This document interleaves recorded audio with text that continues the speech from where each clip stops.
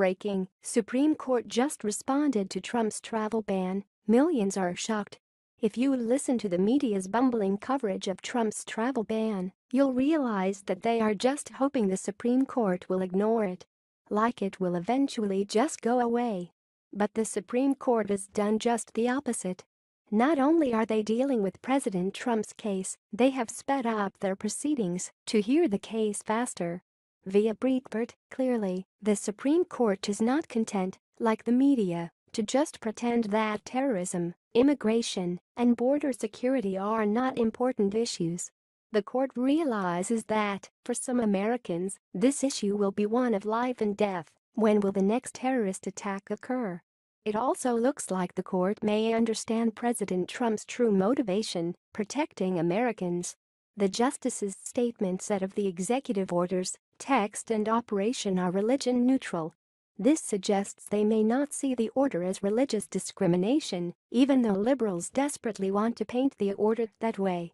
Via New York Times, the statement also seemed to imply respect for the president's authority over disallowing groups of people from entering the country, which, by law, he can do for any reason.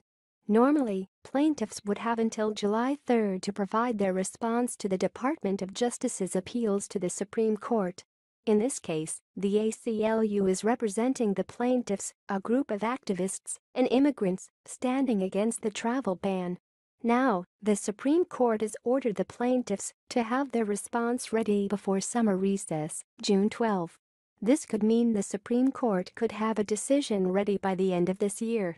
If the court kept the schedule as is, the justices would not be able to make a decision until mid-2018. It's so refreshing to see the Supreme Court ignore the many suggestions from liberals to simply not hear the case.